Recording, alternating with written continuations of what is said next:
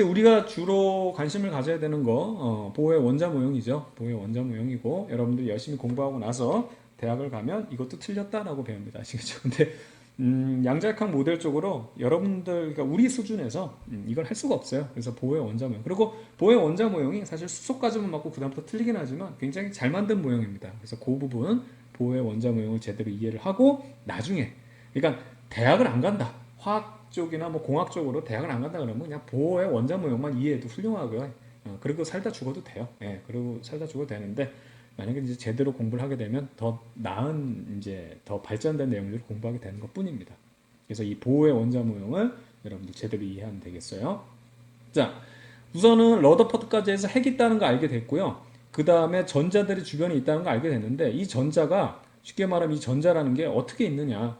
그래서 이 지금 보호라는 것은 전자가 있을 게 아무렇게나 있는 게 아니라 아까처럼 뭐그 탐슨처럼 막 이런 식으로 전자가 막 아무데나 막 푸딩처럼 막 이렇게 박혀 있다 이런 얘기가 아니라 얘가 전자가 있을 때가 딱 정해져 있다. 그래서 이게 궤도가 있다고 하는 겁니다. 전자가 돌 수 있는 궤도가 있다라고 얘기를 하는 거예요. 그렇죠? 근데 이거를 갖다가 이게 사실 이 원자라는 게 3D잖아요. 그래서 이걸 궤도라고 표현해도 되지만 이건 2D적인 입장이고 기찻길 같이 2D적인 입장이고 얘가 입체적인 구 모양이라고 한다면 그걸 그래서 껍질이라고 얘기하는 겁니다. 3D이기 때문에.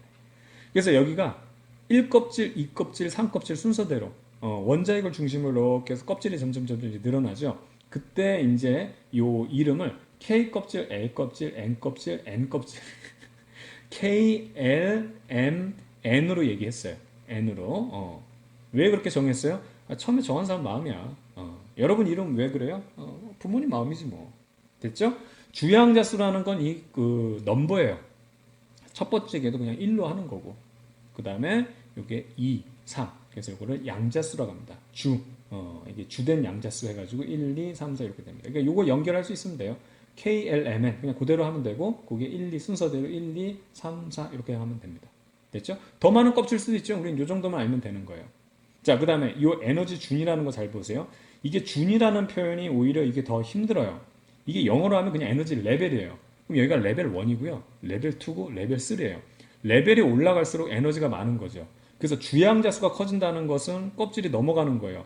그래서 원자핵에서 멀어질수록 에너지가 크다는 겁니다. 누구 에너지가 크다? 자, 선생님 다시 한번 얘기해요. 화학은 뭐 다루는 거야? 전자. 전자 에너지가 큰 겁니다. 전자가 갖는 에너지가 레벨이 올라갈수록 커진다고. 그럼 왜 바깥쪽 궤도로 가느냐? 자, 보세요. 선생님 단순하게 생각할게요. 전자가 여기 있어요. 플러스 때문에 잡아당기죠. 얘는 질량 묵직하고 얘는 질량 작으니까 얘가 끌어당겨져야 돼. 근데 다음 단계로 원자핵에서 멀어졌대. 플러스를 이기면서 멀어졌다는 얘기는 뭐야? 전자가 더 많은 에너지를 갖고 있는 거지. 이해갑니까? 그 다음 레벨 3로 간 거는 더 많은 에너지를 갖고 있다는 거예요. 에너지 준위가 올라갈수록 전자가 갖는 에너지는 많다. 스펙트럼과 보호의 원자 모형을 좀 더 자세히 살펴보고자 장풍이는 또한 컴퓨터 그래픽을 준비해 보았습니다. 자, 돌톤의 원자 모형은 공의 모양이었습니다. 통순의 원자 모형은 푸딩의 건포도가 퍽퍽 박힌 것 같이 전자가 원자에 박힌 모양. 그리고 러더퍼드의 원자 모형은 행성이 태양을 돌듯이 전자가 원자핵 주변을 운동하고 있다는 바로 행성 모형을 주장하게 되지요. 이를 이어 또 다른 주장이 나오게 됩니다. 바로 덴마크 출신으로 1911년 코펜하겐 대학에서 박사 학위를 받은 닐스 보어. 이 닐스 보어는 영국으로 건너가서 케임브리지 대학에서 톰슨과 함께 연구하다가 1912년 3월 러더퍼드가 있던 맨체스터 대학으로 옮겨가서 그 러더퍼드와 함께 러더퍼드가 제안한 원자 모형의 문제점에 대한 연구를 시작하게 되지요. 그런데 말입니다. 보어는 러더퍼드가 제안한 원자 모형이 물리학적으로 좀 불안정한 원자 모형이라는 것을 느끼게 돼요. 보어는 새로운 원자 모형을 완성시키는 일에 온 힘을 기울이기 시작합니다. 그래서 닐스 보어는 1913년 드디어 새로운 원자 모형을 제시하게 되지요. 첫 번째, 전자는 원자핵 주위에 특정한 에너지 준위를 가진 몇 개의 일정한 원형 궤도에서만 돌고 있다는 것. 두 번째, 일정한 궤도를 돌고 있는 전자는 에너지를 흡수하거나 방출하지 않으며 전자가 다른 껍질로 이동하면서 두 전자 껍질의 에너지 차이만큼 에너지를 방출하거나 흡수한다는 모형을 주장하게 됩니다. 그럼 현재 쓰고 있는 원자 모형이 갑자기 궁금해지지 않습니까? 뭐야? 맨날 나만 궁금해? 같이 궁금해줘야지. 보호의 원자 모형 주장에 힘을 실어주었던 수소 원자의 선 스펙트럼, 보호의 원자 모형으로 설명이 되지요. 하지만 전자가 2개 이상인 원자의 선 스펙트럼은 보호의 원자 모형으로 설명할 수 없는 한계가 생겨버렸습니다. 전자가 입자로서의 성질뿐만 아니라 파동으로서의 성질을 가지고 있기 때문에 전자가 발견될 수 있는 확률만 알 수 있게 되지요. 이에 따라 전자가 존재할 수 있는 확률 분포를 나타낸 것을 우리가 오비탈이라고 합니다. 나중에 배울 것이고요.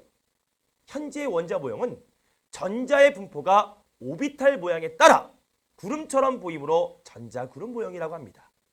이 전자구름 모형에 대해서는 우리가 다음 시간에 정리하게 됩니다. 자, 그렇다면 보호의 원자 모형도 좀 더 자세하게 한번 알아보겠습니다. 그런데 말입니다.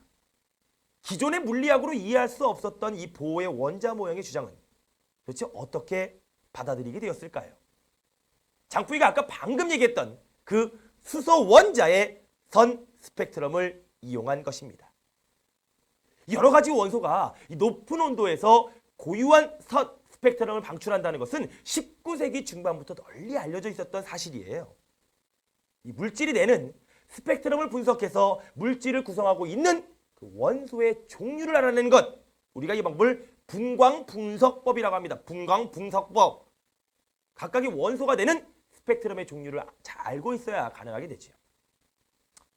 20세기 초반에 수행된 이 여러 실험들을 통해서 우리는 원자에 대해 더 많은 정보를 얻게 됩니다. 톰슨, 전자를 발견하고 러더퍼드, 원자핵을 발견합니다.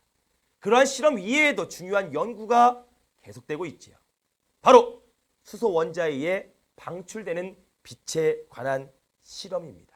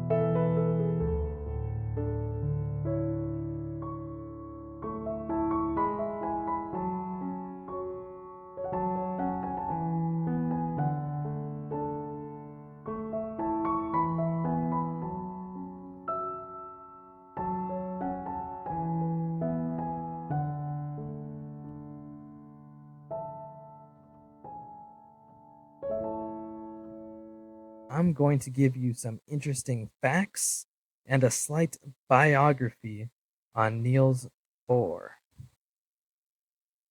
So I'm just going to tell you the interesting stuff, or at least the things that I found to be interesting. He was born in 1885 in Copenhagen, Denmark, and he was born very rich.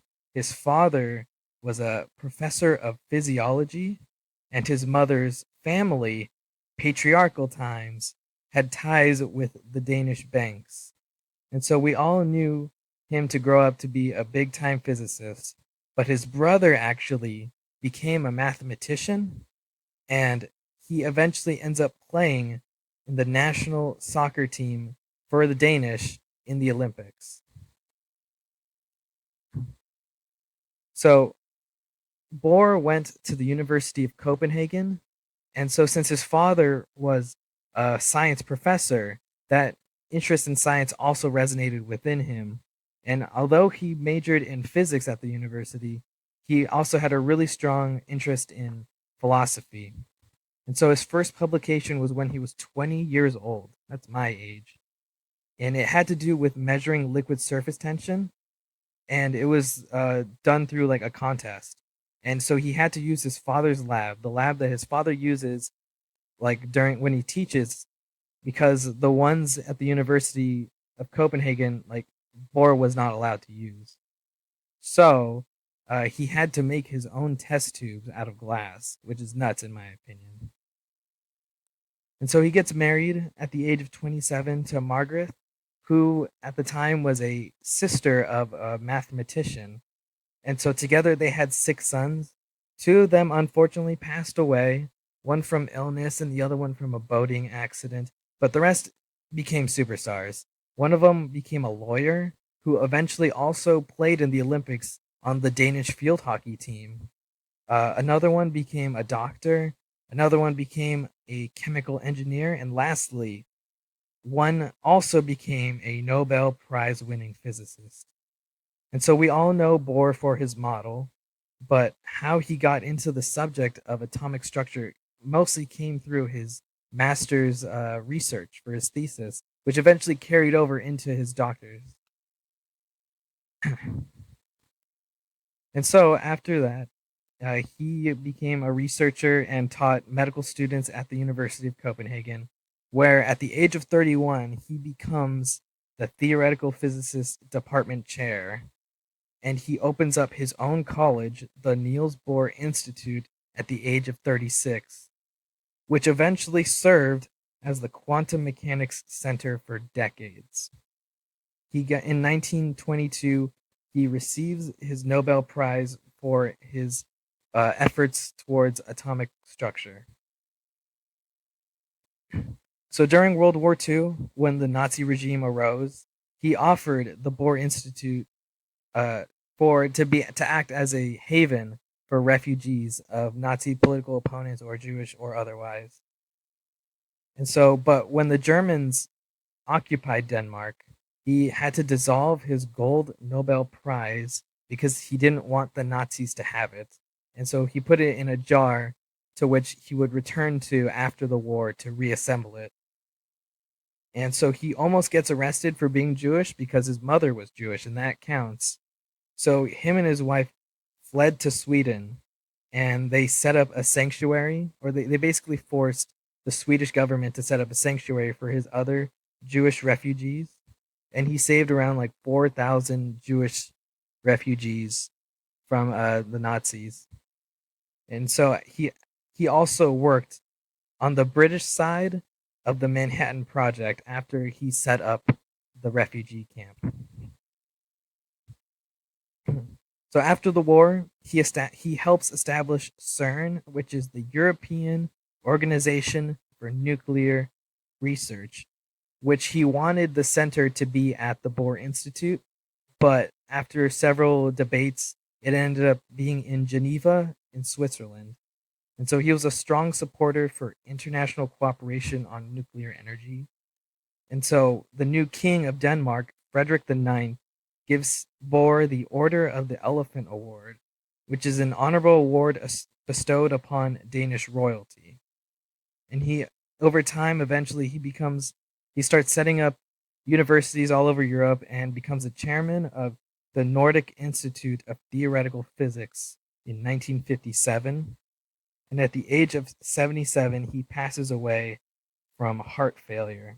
And after his death, the University of Copenhagen changed their name to the Niels Bohr Institute.